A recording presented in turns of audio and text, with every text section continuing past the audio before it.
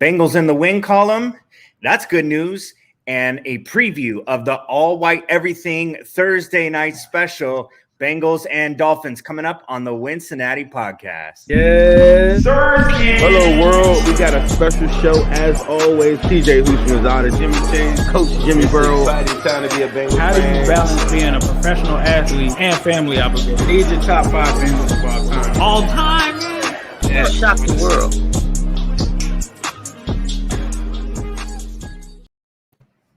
Welcome to the Wincinnati Podcast.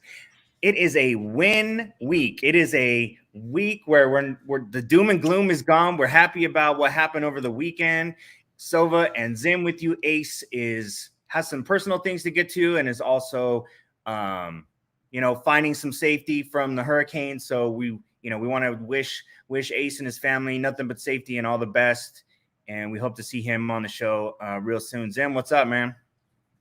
Man, just ate a quick bite. I hadn't ate all day, running around like crazy. It's a crazy world we're living in. I'm hoping that Ace is fine. I've been seeing a bunch of hurricane stuff, so hope our guy Ace is good. Man, I'm excited for a really good show tonight. A lot of ups and downs today. We'll get into that into the show, but we're good because we're winning. Got some different things going on, so. Above all, I am very excited to be there in Cincinnati soon. So my flight leaves first thing in the morning. So about to rock out in Cincy, baby. Yeah, I'll be wearing all white from home back in LA, but we'll be there in spirit. What was it like on the Spaces Monday after a win? Quieter? Very quiet. So and you know what's so crazy? I had a bunch of receipts from all these people, all these Jets fans, all these fans that aren't even Jets fans. They're like, "Oh, you're gonna lose 0-3," and I thought to myself, I should unleash them. But I said, you know what?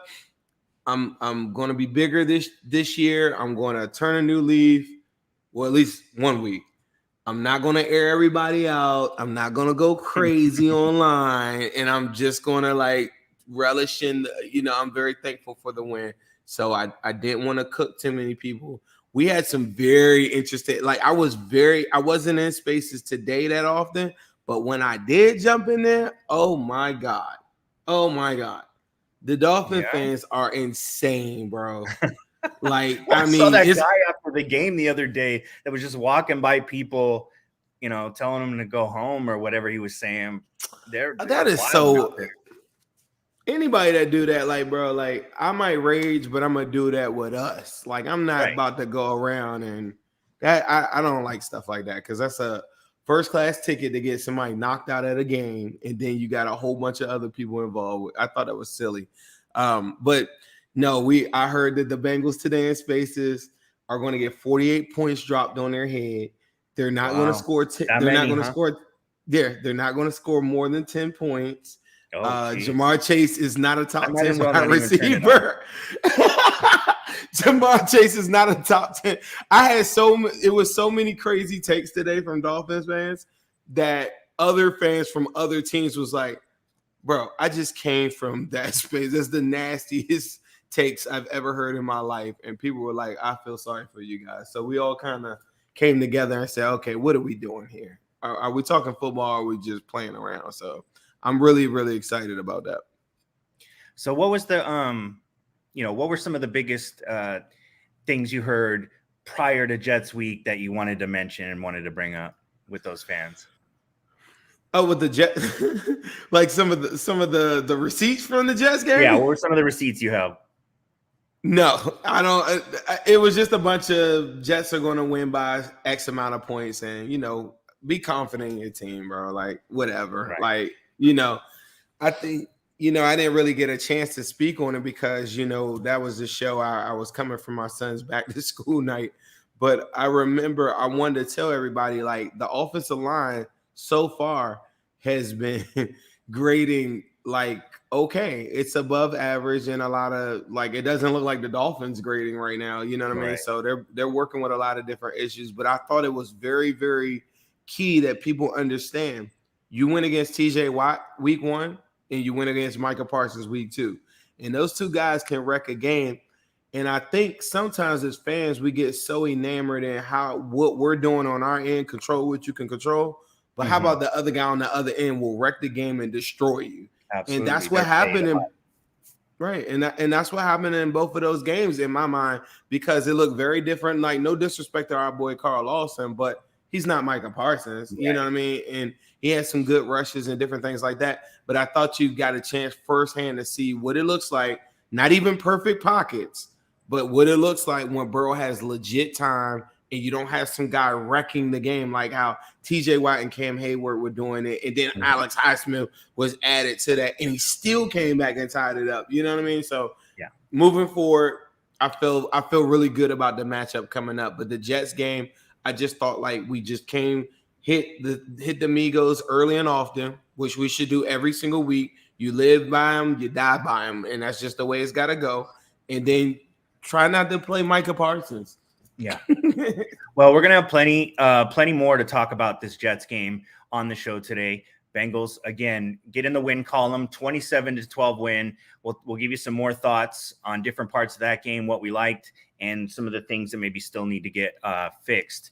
It is all white. It is White Tiger Week. It is the debut of the white helmets. If you guys are going to the stadium on Thursday night, make sure you have your all white gear. Just like the Bengals released some really cool images today of the team in the all white. And so we'll talk about that today as well. Special guest on the show today, NFL Network's Colleen Wolfe is going to join us here live in just a moment. She'll help us preview the Thursday night game. She hosts the NFL Network TNF pre, half, and post show for them. So Colleen, is she still doing Thursday night football stuff? She is still doing Thursday night football stuff. Okay. Yep, she is the host. Okay. Yep, so we'll have plenty to talk about with Colleen here in just a moment. But stick around for more on the Wincinnati Podcast.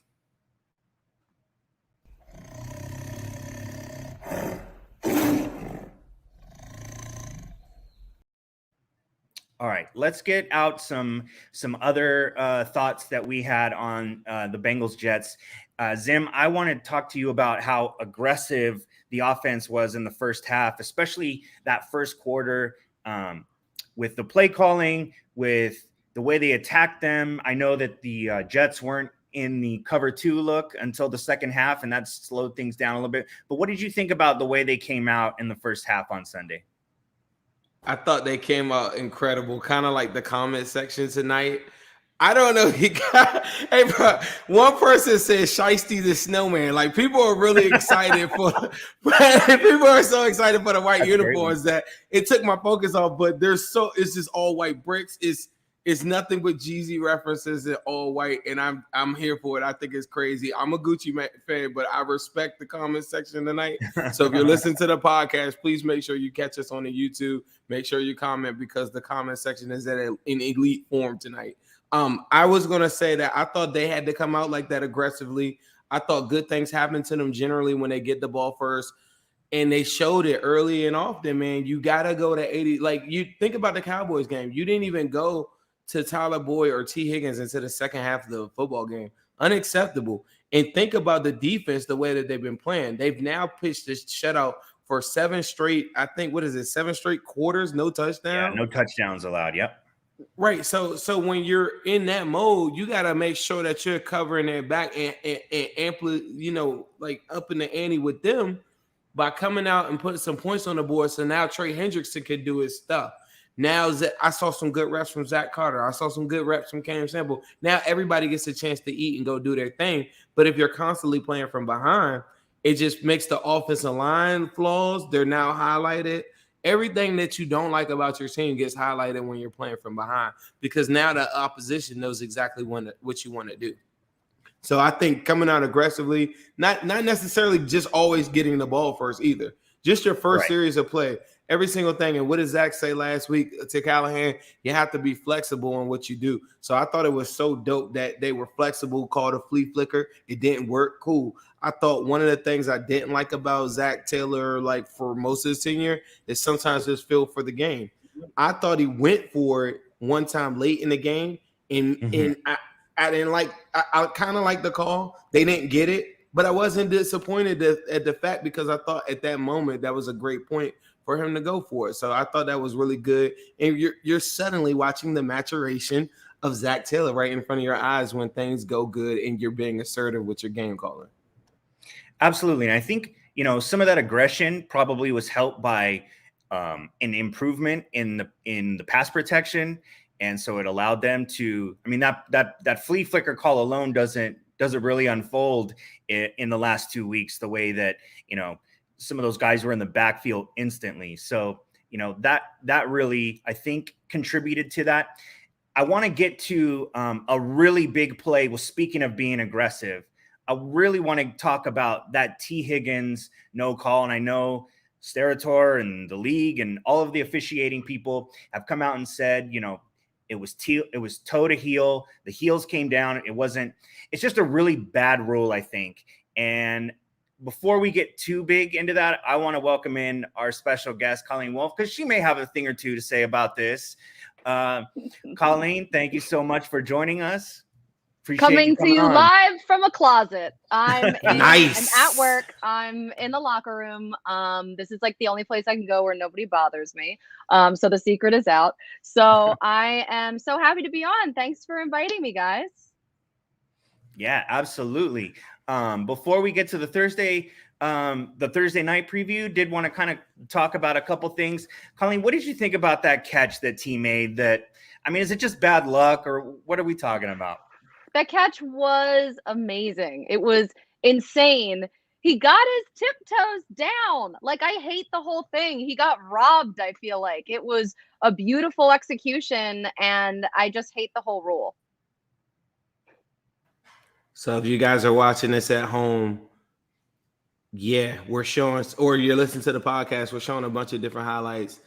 I understand the rule. It's about going forward, going backwards. I learned more as I went along because I started replaying toe taps in my head, and I'm like, why did those count? And why can't I get my touchdown? Why can't my fantasy team get that touchdown? And at the end of the day, we didn't get it. They did come back and score right after it, so I thought that was really cool. But I thought he was robbed. There were a lot of players I know, like Kevin Durant, Ojo Cinco. A lot of people chimed in on it, so I thought a lot of people thought he got robbed.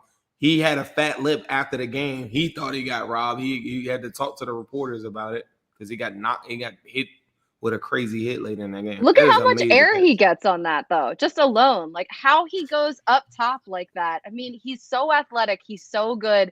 It was so perfect the way he just high pointed that ball. And he had the awareness to come down, too. I love that you're looping this so many times so I can watch it so many times. Like, the way that he's like a ballerina. He should be celebrated for this. So I really do. I hate it for him. I hate it for Bengals fans. The crazy part about it is this angle. I love it because you see the MetLife in the background, but the opposite angle, it looks like he's throwing the ball like into the stands. Like that. When you're talking about like how high he got, like watching the play live, I thought he was like throwing the ball away, and then I just see like sky up in the air. It is insane. We had one like that. Colleen, did you see ours? Did you see the Jamar one week 1? Did I see it? Yes. These receivers are just wild. They're so good. They're so incredibly talented. I hope T. Higgins is okay, by the way, to go on a short week after he took that brutal hit, especially since he was in the protocol week 1. Like that's a bad break coming twice in 3 weeks. But the trio that the Bengals have at wide receiver, it's just an unbelievably stacked room. Yeah, they seem to make huge plays every week, and I feel like officiating has kind of held back some of these numbers, some of these crazy stats that we could be seeing. But we'll get back. You're not wrong. Hold on, totally off subject. Colleen, because you are in the closet, do you think that we're going to get a drip check at some point in this interview? Like, are you going to just show us like, what you want? Ooh! Hold on, my closet called. Hey, look, I was going to say at some point now, or Thursday night, we're going all white. I didn't know if you had a white fit. People have said I should wear. Do I ever? I had this for a show earlier. I don't know if you caught Tom Brady's pregame white long sleeve tee with the photo of him on it from high No, I school. didn't see it yet. Yeah. So that's what he wore. He wore his own high school photo on this like white t-shirt, and then underneath it said "Greatness lasts forever." So I made my own version of it with like my high school photo. Hey, That's amazing. Super You cool. just gave me a great idea that's a great Christmas gift for someone, I think. Right? You can That's good. You can customize that. Because it's kind of like a gag in a way, but at the same time, they'd be like, all right, I'm gonna wear it around the house and it's funny as hell. Or you can wear it for your spouse. Like that's pretty dope. You write that I down. like that. Write that down. I am. I'm putting it right here. Before we put a bookmark on that one, we want to kind of talk about one more thing we want to talk about from Sunday. And the news came out today was DJ Reader. Looks like he's going to miss a month, maybe more. It's a really, really big blow to this defense. He's what PFF has as the top rated Bengals player so far through the first 3 weeks. What kind of effect do you think that has on the defense? He's a team captain, morale. What do you think they're thinking? I mean, it stinks that he's going to miss at least 4 games at this point. So the fact that he's been such a big part of this defense, 10 tackles, he had that fumble recovery, I believe. So it's his first year with the team and he's already made a mark. So it's tough this early, but I think about it like, it's such a long season and there are so many teams like, I'm from Philadelphia. I'm contractually obligated to say that I'm from Philadelphia in every single interview that I do. So there's a lot of teams that are peaking right now. And to me, that seems like it might be a little early. So maybe just getting some of these injuries out of the way, if that is like maybe a good way to look at it, because like the injuries, they're never good. But I think especially for this week specifically, if we're just talking week 4, it's a short week. The Dolphins are also dealing with injuries of their own. I mean, their quarterback, everyone thought that he was concussed. Looks like it was just a back injury, but still, I mean, you don't want look at all the issues that so many quarterbacks have had with back injuries. He also has that ankle injury too, that he says is not bothering him too. But DJ Reader, it's really tough for the Bengals defense, but they do have a lot of playmakers. So hopefully he's back and he's healthy and then he's got that out of the way for the year. Yeah, speaking of Philly, Colleen, the over-under on John's references is 2.5. So 2.5. Yeah, 2.5. Take the over. Take the over. Zim, when do you think about this Reader injury?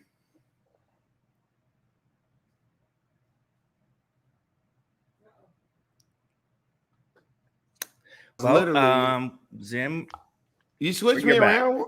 What the heck was you're that? Back. You dropped out and you're back. All right, but I was thinking about this earlier today, and I literally told someone yesterday. I said DJ Reader is almost like the Joe Burrow of the defense. Pro Football Focus currently right now had him as the #1 rated defensive player in all of football. His contribution to our team, like him taking on all these double teams, every single play or whatever, has been so crazy. He's played. This is the best football he had been playing, and it really, really rocked us like in a crazy way. I think from a pass rush standpoint, we got some guys that are going to be there. Like Sample had a really good game. Another depth guy, BJ Hill, who was recently re-signed this offseason. A lot of guys up front will provide a lot of pass rush, but as far as like our run stopping, there is only one DJ Reader. Like currently right now, DJ Reader and maybe like Vita Vea or someone like that. I love Jordan Davis, but there are a couple guys that, like I just feel like are at the top of the top in run defense.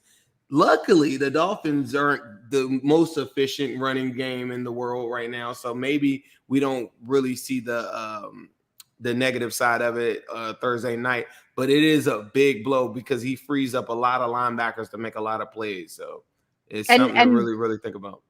By the way, I did not mean the DJ Reader. This is his first year with the Bengals. I meant that the fact that last year he got some time cut off because of that quad injury. So I wanted this to be like his first full season healthy with the team. Just wanted to clear that up before we moved on. We want to get to the Thursday night game with you, Colleen, but real quick, Zim, tell us about Pierce Dental. Pierce Dental. If you need a dentist, join Pierce Dental Group, located in downtown Cincinnati.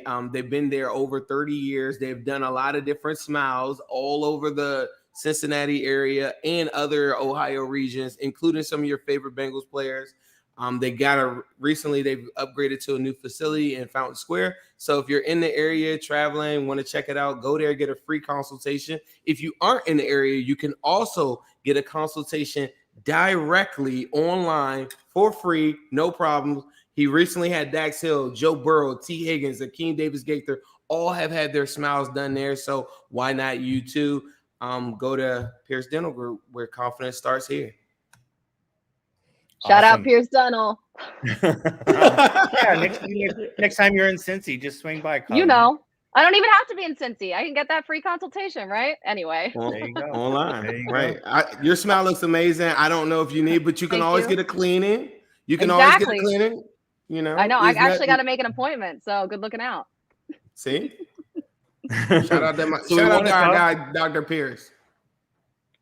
So we want to talk about the big game this week, week 4, Dolphins Bengals, kicking things off in Cincinnati. The debut of the new white helmets. The fans are wearing all white. It's gonna go crazy. What do you think about these new helmets? What do you think about the white uniforms? What type of energy that's bringing? I love the white unis and the white helmets. Like I'm guessing, I'm just connecting the dots from like hearing your tone. You also like it. But when these came out during training camp, they're so clean. I love them. Also, there's like a great song called White Tiger that I listen to all the time. So it just kind of makes sense. It tracks for me. But look at that. I mean, those are gorgeous. I'm really excited to see them in those unis, and I'm excited to see them play well in them too. Man, it's been a long time coming. It's been a long time coming. I've like our fans, they've been talking about like this alternate, uniform and all these different things. So we did that last season. Then when they unveiled the helmet, everybody went crazy, like went nuts. And I mean, I don't see too many people talking negatively about them unless they're just like people in the AFC North that just hate our guts. Aside from that, I think most people generally like are head over heels from this. I'm really excited about foam-posite cleats. I don't know if you guys know. I mean, we were talking about shoes earlier. That's not normal. Like his cleats are very, very unique. And I don't know if I've seen another NFL player convert a basketball shoe like that to a cleat and wear all white. So I'm hoping everybody wears all white out there on Thursday night because it's going to be crazy. And them helmets are crazy. I think it's the best helmet in the game. I'm not going to say I think it's the best uniform in the game, but I think for sure it's my favorite helmet. Do you have a favorite uniform? Listen, I feel like every single team wants their franchise to go back to whatever the throwback uniform was. Like the alternates are always like the old school ones that they can wear are always way better than the current version, in my opinion. And that's definitely true for the Eagles. The Kelly green, like that Randall Cunningham wore. I mean, it's just so beautiful, so sweet. There, Jalen Hurts had a starter jacket last week that I just wanted to like rip off of him through the computer. I wanted it so bad. Oh, I thought you were there in person. No, I mean that would have been dangerous because like the jacket was amazing, and that maybe I wouldn't have stopped at anything at that point. But I think that there's like the Broncos throwback is so good. There's just the Bucks, the creamsicles. I love them all. But I mean, that's like. If every team could just wear their throwbacks as much as possible, like I am pro that. Like, let's get Goodell on the line. Maybe we can pull some strings. They should do that for 1 week at least. Just 1 week. And I was going to say this. I think you're big enough where you could pull some strings and get that limited edition starter jacket at this point. Don't you think? Or am I just reaching? Well, maybe. I mean, I got to try at least. So we'll see. Now I have the motivation. Yeah, some tells me that you'll definitely go for it. So I believe in you. I think you can pull it off. Judging by the closet on the road, this isn't even home closet, people. If you came in late to this is on the road closet swag right here. This isn't even the full arsenal. So let's pay homage to that. I am so sorry that I'm joining you from a literal closet, but no, I think it's the dopest thing. Just trying to find some place that's quiet around here. It's tough. Yeah, how do you like the new facility? It's awesome. Like the new studios are in SoFi Stadium. Everything is beautiful and brand new. The studios themselves, themselves are just lit so perfect. The colors are great. I really loved the studio that we did our Good Morning Football weekend show from at NFL Films on the East Coast. And it was the same designer that put together the studios out here. So it has that same type of vibe. It just like the look and the feel is great. Now, I will say when the Rams and the Chargers are playing here, I don't love it as much. It's a little bit of a pain to get in and out of work, but we're dealing with it. You know, my only one complaint about SoFi, and I think it's a beautiful stadium.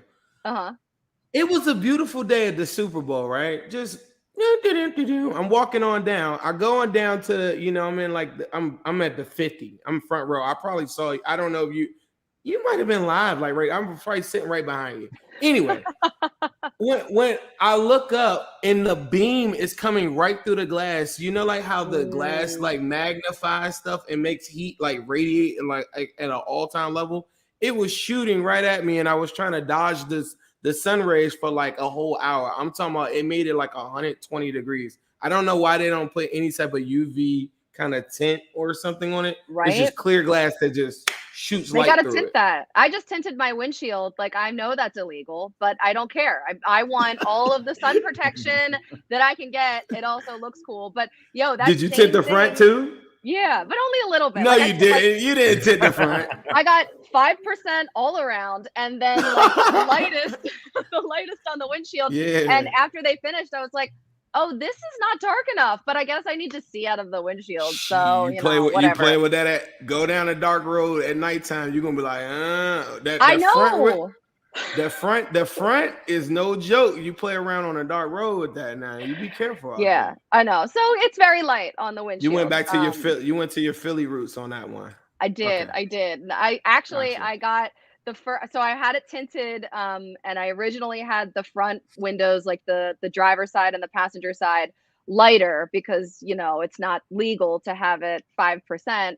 And then after legal, Smeagol, legal. I was like, this is not dark enough. People can still see me inside the car. No. So I had them come back and like take it all off and redo it, make it darker. Yeah. But I feel you on that with the sun coming in on SoFi, because I feel like that happens too at Lucas Oil Stadium with the big window that they have there. Like when the sun comes in, it's rough. Absolutely. So we'll take it back to the field here, back to Sunday. And I think the Dolphins that was a real statement game for them, the performance. I think the Bills have, just kind of ran through the NFL after 2 weeks. And I don't think many people saw the Dolphins even keeping it close, much less winning. What did you think about that victory for them? Well, first of all, I just want to know if Ken Dorsey is okay after his outburst. That was extremely extra. But I thought that the Dolphins going into that game, I thought, look, it's a division game. You never know what's going to happen, especially in division games.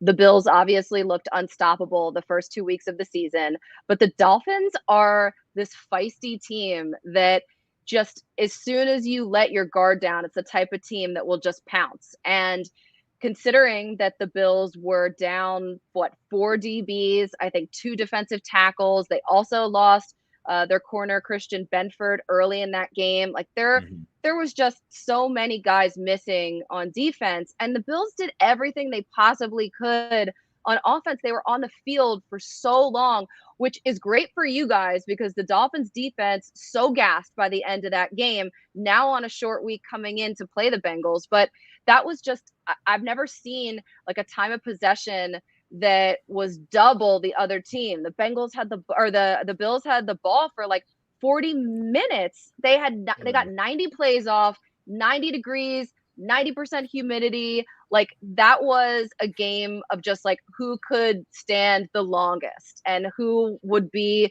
just like the person, the team that had the fewest members that just like needed, that weren't cramping up, because everybody was just like on the struggle bus by the end of that game. They just really needed it to end and it wouldn't. So it was over 100 on the field, right? That's so brutal. And that's really, really rough for that Dolphins defense. But at the same time, the Dolphins, they've been winning games. I know, right? They've been winning games like so many different ways. And it was honestly like Jalen Waddle and Tyreek Hill, they just have a way about them. And Tua, I think Tua has been like really playing the way that people thought he would originally. And I think that this Mike McDaniel marriage with Tua is really great for him. So I don't know. I think that it was a statement game for sure for the Dolphins. I think it showed people that they should be respected for sure. But on a short week for both the Bengals and the Dolphins, these Thursday night games are tough. Yeah, I mean, you put a lot into perspective. I think I spent most of the last 24 hours just breaking down like the matchups that we like and different things like that. But the human element is 100% real. And I know people that were at that game, they were telling me too that they thought that the Bills were like on the sunny side and the Dolphins were a lot more on the shaded side, but they thought that it was more humid. And it was like all this stuff that I was getting, like all this extra intel. But like that is a tough turnaround to then come back, travel, and then go do your stuff. And if you looked at their injury report, I don't even think a lot of those were just straight up injuries. I just think that it was like a lot of reps for some guys. So it's something to truly, truly monitor. I wish that in my mind, I kind of wish that I wasn't a fan of the Bengals for like 1 week, because I do think like just on paper. Yeah, no, I don't. No, but like your evil twin is not a Bengals. My fan. evil twin. Yeah. I'm not showing love to the Dolphins. Like screw the Dolphins. But I'm just saying.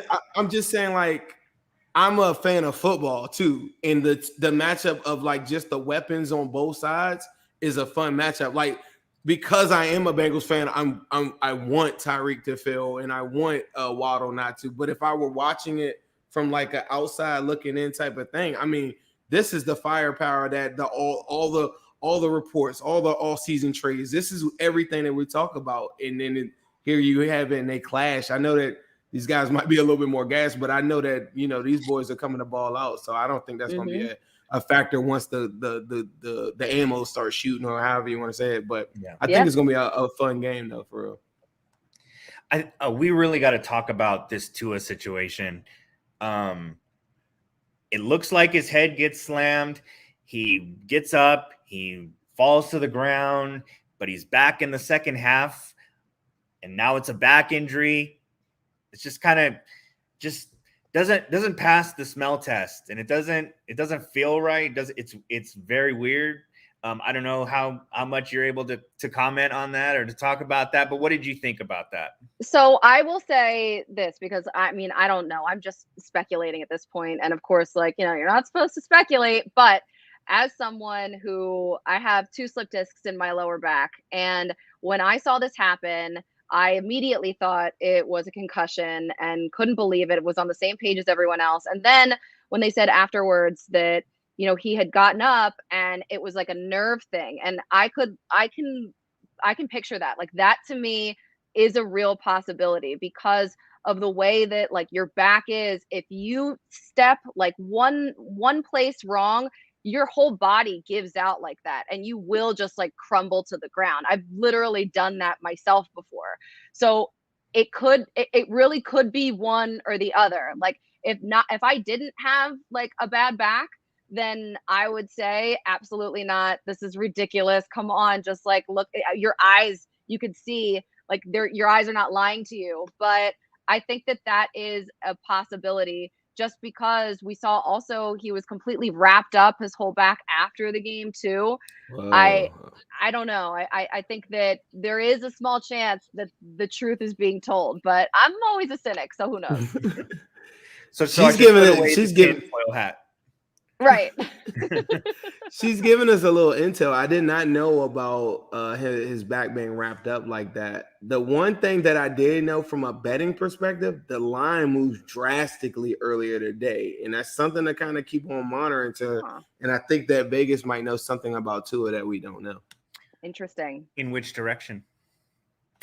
In my direction. I think the line moved like 2 points, bro. Like you got to go look at this. Come on, Sovah. I will. You're supposed to be on top of this. I have no idea how to gamble. I don't know anything about I'm perfect to work at NFL media because I'm literally like, what are the sharps doing now? Like, I have no idea. So I'm not a huge bettor, but I'll make a bet or two. Like I'll do some simple stuff, like kind of like putting good. I don't like betting on my team that often, but like I voted. I betted Joe Burrow MVP just because it's kind of like putting good juju in the air a little bit, and then at the same time, yeah. But like on a week to week basis, I rather bet on other teams, But when I'm saying the line is moved like 2 points, that doesn't happen often unless something drastically has happened. So generally, like a line might use like a half a point or so throughout the week, if that. And so 2 points. 2 points is significant. Yes, it's a pretty big shift. Somebody in the comments will probably tell me, but I think it moved like 1.5 or 2 points or something. I was in I don't know. Have you ever been in a Twitter space? Yeah. Okay, so I'm on there often. Yours are probably a little bit more organized than ours. We just go on there and just I don't know. we just go in there and yell at each other for like hours on that. But people that bet a lot, they kept on mentioning it a bunch of times, but I never got a chance to go look. So that's something I did want to check out. I thought Ryan would have the goods on it, but Ryan just dropped the ball on it. Dropped the ball. Well, one of the things going on. When it is the a show lot. first started, I was like rapid fire texting him, like, send me the link. I hate being late. Where are you? And like I didn't realize that you were on doing the show. So my bad. I was Sorry like, about that. hey Zim, tell us more about the spaces. Meanwhile, like frantically popping up live from a closet is lit to me. Like we've had people just pop up from a car, all types of stuff. Mm-hmm. That's the form. That's how you separate the casuals from the real professionals like yourself. I am a professional broadcaster. Yes. And this is it. This is what it looks like. If you guys want to make it to the big leagues, this is what you need to do. You need to be ready to go. I do really, really appreciate you. I don't know where we are time wise, but I do appreciate this though. Don't think that I'm being a hole by mentioning the closet. I think the closet. I think the closet. I'm literally sitting in a closet. It's ridiculous. I know it. I'm sorry. It's lit to me. Like in my house, I have 2 closet rooms, and I think it's cool. I don't know. One of the best matchups this weekend, and it kind of brings us back to the AFC Championship game, is Eli Apple and Tyreek Hill. He obviously had some comments after the game. He's already thinking about it. Eli did a great job. I think it was 1 catch for 6 yards last year in the AFC Championship game with nothing coming in the second half. Obviously had that huge play to end the first half. So, yeah, I expect Tyreek to be a little upset about it and have it on his mind. What do you think about that matchup this weekend?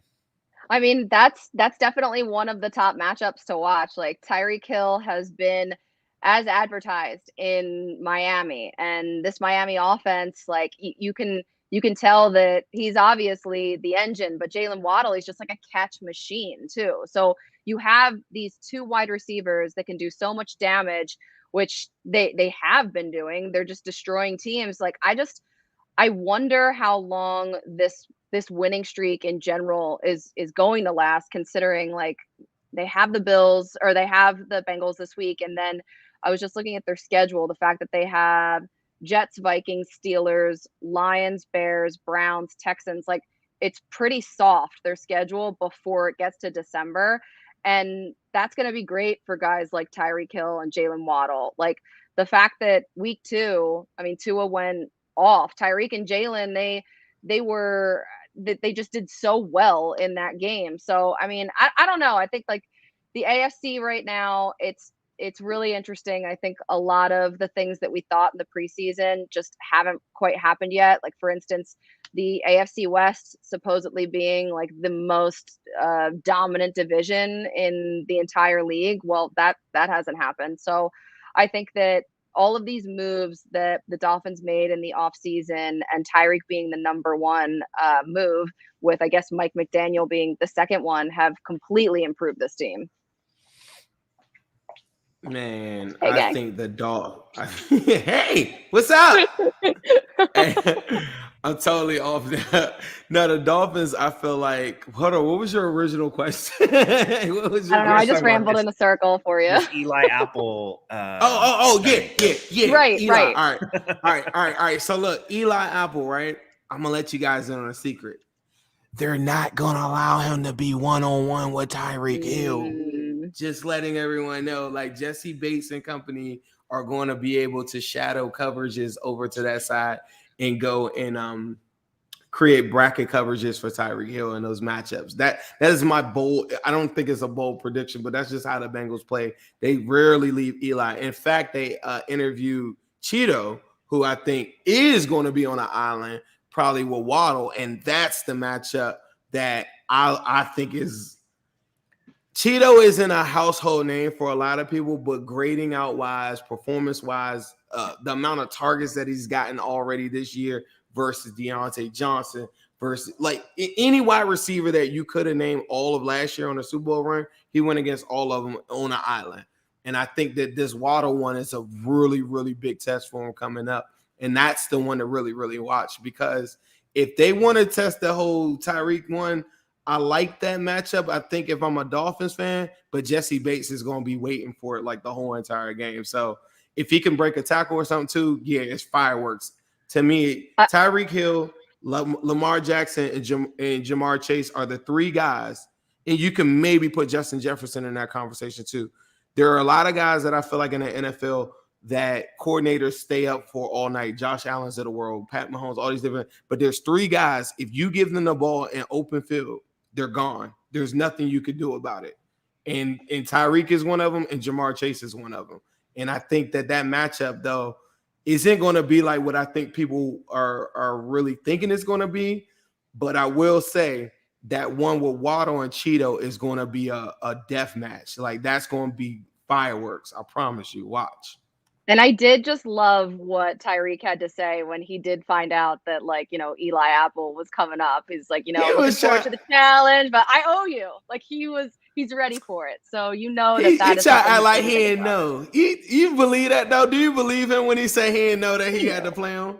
Did you see what Mike Hilton? Did you see what Mike Hilton said today though? Mike Hilton, our slot corner extraordinaire, comes back and says, well, if you got beef with one of us, you got beef with all of us. Ooh, I love it. I love it. It's great. Smoke. It's perfect.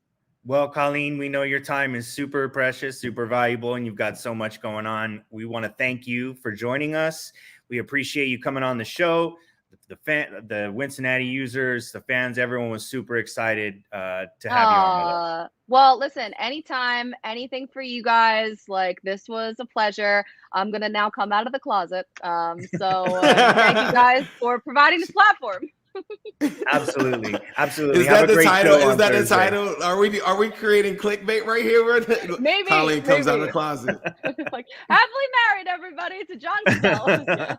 I appreciate you so much. I appreciate your time. I think you do wonderful work. We are so excited to have you, and I thank you for coming.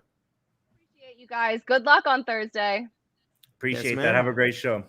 All right. Bye, guys. Bye. Well, that was really cool to have Colleen join us. It was super smooth. You know, like in my mind, I always think technical difficulties and all these other things that people that are watching at home never think of. I was so glad that it was just smooth technically. I knew that she's an amazing person. Like, that's going to be the easy part, you know. So that's a pro right there. That's a pro. So super pro. One final thing I kind of want to get to about Thursday night is, and you and I can have this conversation, is after 3 weeks, I know after 2 weeks, we were kind of down in the dumps, and obviously a win gets us, gets our outlook going back in the right direction. What do you think of this team after 3 weeks? Is it just a team that had bad circumstances? Is it a team that has underperformed? Or is it just kind of who we thought they were, and they're going to be fine, and we're going to see the 22 Cincinnati Bengals that we all thought we would?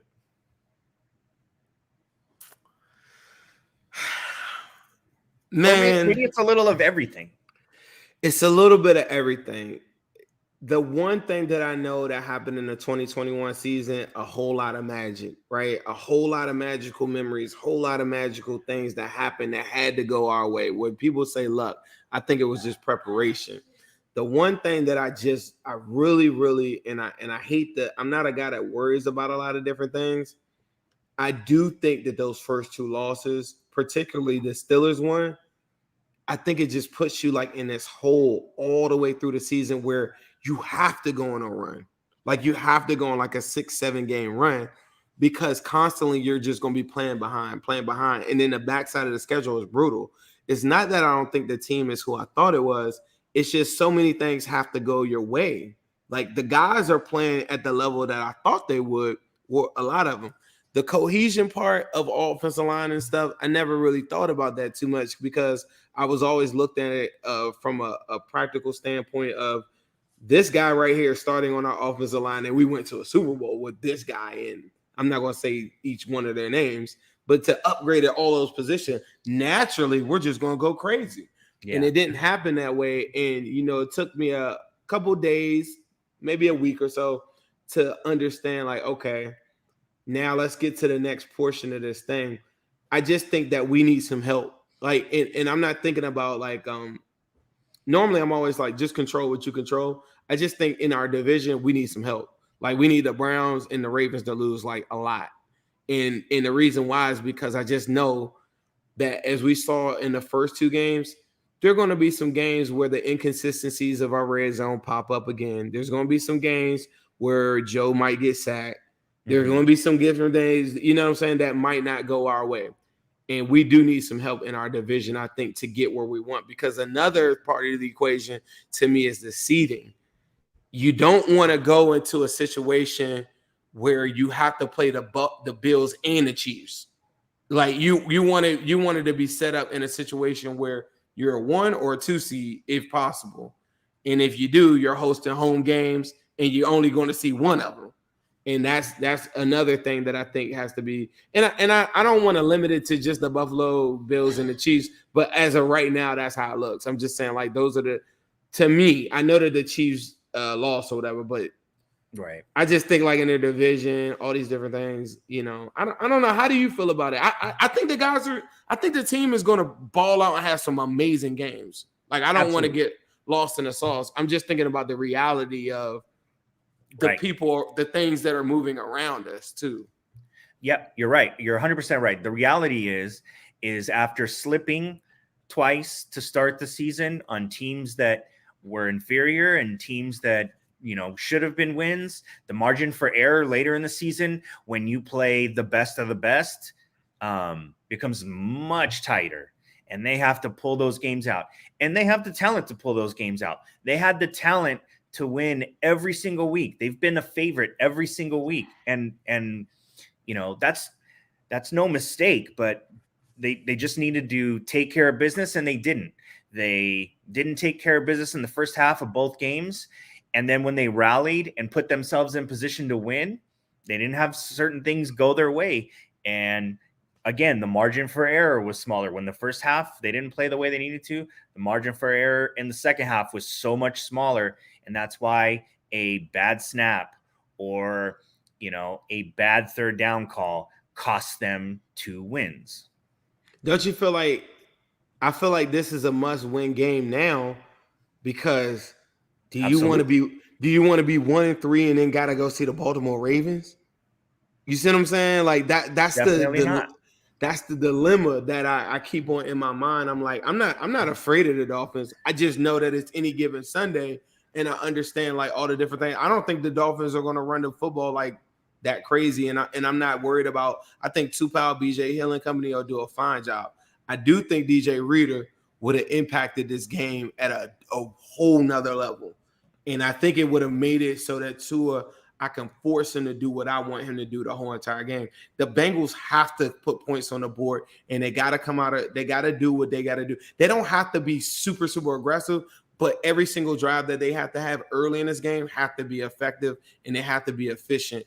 Or later on, Tyreek Hill, Waddle, you never know. You got to get yourself in a position where you can pin your ears against Tua and force them to do what you want them to do. If it's the other way around, you might be staring down a barrel of 1-3, and then you'd be walking into the Baltimore game at Baltimore, right? Saying like your season's damn near over. You know what I mean? Like, so that's what you're looking at. A 1-3 Bengals team still is dangerous in Baltimore, but a 1-3 team facing a 3-1 team just means you have a taller hill to climb. So if they go in 2-2, and let's say the Ravens are 3-1, or we get a blessing and both teams are 2-2, then it's on. Like, I mean, the Bills got a bunch of injuries, but I mean, let's be honest, the Ravens have given up more passing yards than any team in the NFL. The second to that is the Miami Dolphins. So I say all those things to say this. I do think the Bengals are going to beat the Dolphins. I do feel like what the Dolphins do is play a lot of single high looks, and they love Javon Holland. But they're going to find out, just like the Jets did for one quarter, if you play that defense, we're going to burn you, and we're just going to take shots. Even if we don't land that flea flicker, or even when T. Higgins gets that miraculous catch and he pays for it, there are going to be other shots that they're going to take if you show them that. We got the Jets out of that so quick. Like, it took them one quarter to get up out of those too high, the Tampa 2 looks. So once they go into this game, and the Dolphins want to, and one thing I'm going to tell you about the Dolphins is that, Melvin Ingram had 2 sacks, but he's not Micah Parsons, right? And I think a lot of his sacks came from, in my mind, because Josh Allen dropped back 60 times. So with that, you know that you're going to get home eventually. And the game was starting to wear down. There's a lot of different things. I still haven't watched the whole game. But the parts that I did see, Miami blitzed on every third down. And one thing we know about Joe Burrow, you can't you can't blitz him, and you can't do that. You got to play 2 high looks and your front 7 has to get home. The Titans game, the Rams games, those are 2 games where the team said, we're going to play coverage, and we're going to get our front 7, and they're going to be right there at your feet. If you can't do that, then you're in trouble. And I'm telling you that straight up, like, that's Joe Burrow's superpower, is that he does process the information faster than any quarterback in the league beyond Tom Brady. Tom Brady's the only one I know that's processing that at that speed. Yep. And if you try and zero him, he's going to burn you. If you try and cover to him, Samaje Perine's going to run you right out of that cover 2, right? Right. You know what it's time for, right? It's time to give the people what they want. I'm going there tomorrow. What? Wings, and we got you put them on our wings. On our wings. They tell me that them on our wings will make you do the pretty. Them on our wings will make you do the pretty. On our wings. On our wings. Come and get them on our wings. On our wings. Who they gonna beat them on our wings. On our wings. And we got you put them on our wings. On our wings. They tell me that them on our wings will make you do the pretty. Them on our wings will make you do the pretty.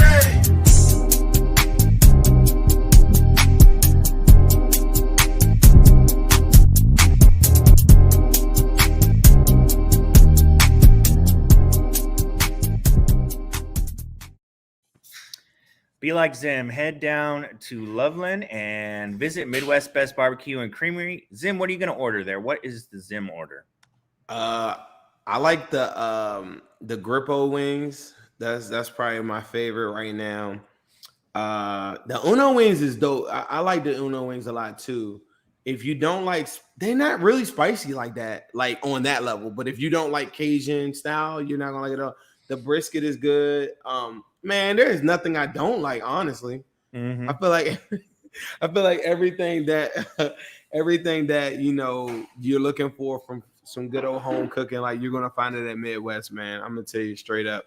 The funniest thing is the girl that's in that commercial when she brought our food. I was like, "Oh my God, you're famous!" And she totally like flipped. I was like, "What?" Because of course she probably never seen the show. Right. I'm like, "We play you every day." The girl that does the backflip, she brought the food out, so I thought that was so funny.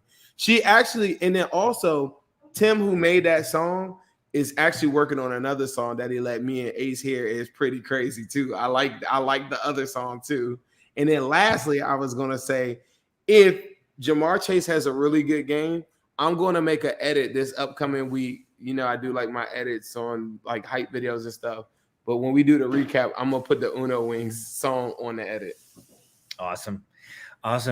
Well, before we go, I want to get just kind of your final thoughts on this week 3 win. What can we celebrate? What can we get better at? I think they need to get better at running the football, like simple and plain. Like if they can run the football effectively, I think a lot of our problems will be out of the way. And so far, run blocking wise, Collins has done a really, really good job. So I think putting themselves in some positions to get Collins out there in the open field, I think bode well for him. But I just think that like when you do a fourth down conversion, that's at a big part in the game, like the 27-9, and they had a chance to go up 30-3. You have to capitalize on those things and nail them and put them down, like, and just bury them. I'm not saying that that's going to be what they could do to the Dolphins. You never know. I really think a lot of matchups work in our favor, but they have to be able to capitalize on different moments like really, really good teams do, and they cut off all circulation and don't let you breathe. But more importantly, I just think running the football efficiently will solve so many things. It'll get teams out of Tampa 2, cover 2 shells. It'll bring safeties into the box and then give us the advantageous matchups with T. Higgins and Jamar Chase.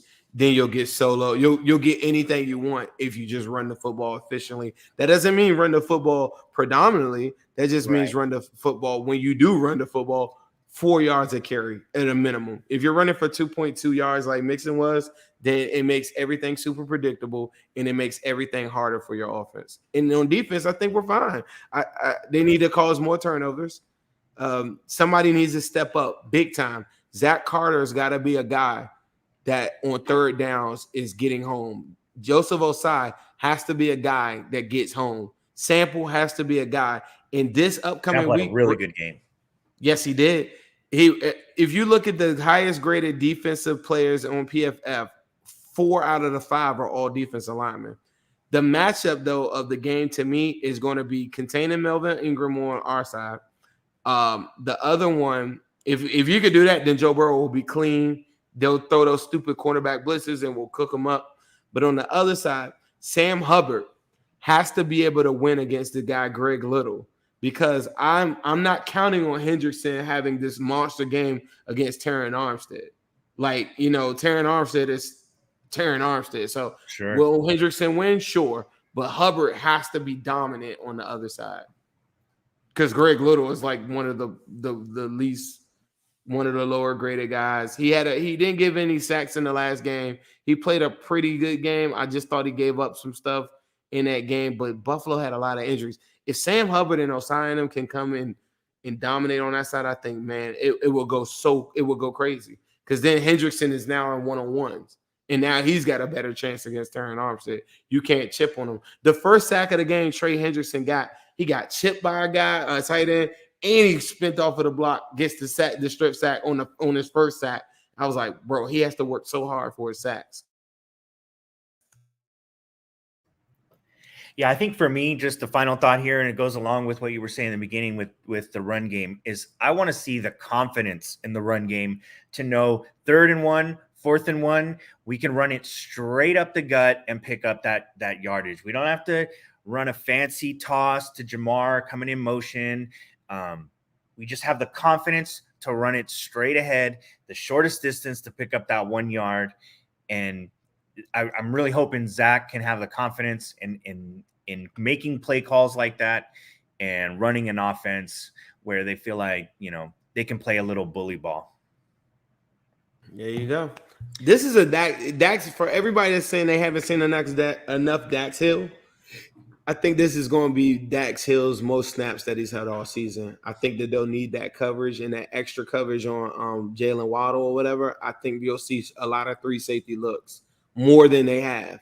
Even if it's not Dax Hill, maybe some Trey Flowers. But I think if you're looking for Dax Hill, this is the first time where you've gone up against like some wide receivers that you need to make sure that you got extra coverage out there on the field for, and you're not as worried about like tackling Chase Edmonds in open space. It's not like they have big Najee Harris's out there where you're like, man, I need to get a linebacker on him. So let's see how this works out. Awesome. I know we're back home after 2 games on the road, back home for a big Thursday night game. Everyone, if you're going, wear all white, wear your white jerseys, your white hoodies, your white sneaks, your white slippers, whatever you got, come all white. It's like a Diddy party. But we've still got some road trips. Fans of Cincy's got you covered. Zim, tell them about Fans of Cincy. Fans of Cincy is a great company, man. Now I'm working with them. I'm doing an elite tailgate in New Orleans. I seen the menu. It's got like jambalaya. It's got shrimp on there. It's got all these different things. So even if you don't do your trip through Fans of Cincy, you can also purchase tailgate tickets with them too. We had a bunch of people that I saw go to the tailgate for the Dallas game, and it looked really cool. They had a real good setup with a big old TV. But on this one coming up, though, I think the New Orleans one is awesome because the food, the drinks, everything ready for you, tailored to go, and you don't have to worry about where am I going to get my drinks, where am I going to get my food on the tailgate, and you're on the road. So go to fansofcincy.com, check them out. I think you'll be happy. Me and Ace will be in the building. All right. Well, we appreciate everyone for watching. This has been the Wincinnati Show. Any last words, Zim? Any final thought? Fins down. We appreciate you guys watching the Wincinnati Podcast. We're on every Tuesday and Thursday night at 7:30 p.m. Eastern. Everyone have fun at the game on Thursday. Yes. Hello, world. We got a special show as always. TJ Houshmandzadeh, Jimmy Chase, Coach Jimmy Burrow. Time to be a Bengals How do you fan. balance being a professional athlete and family obligation? These are top 5 Bengals of all time. All time, man. Yeah. Shock the world.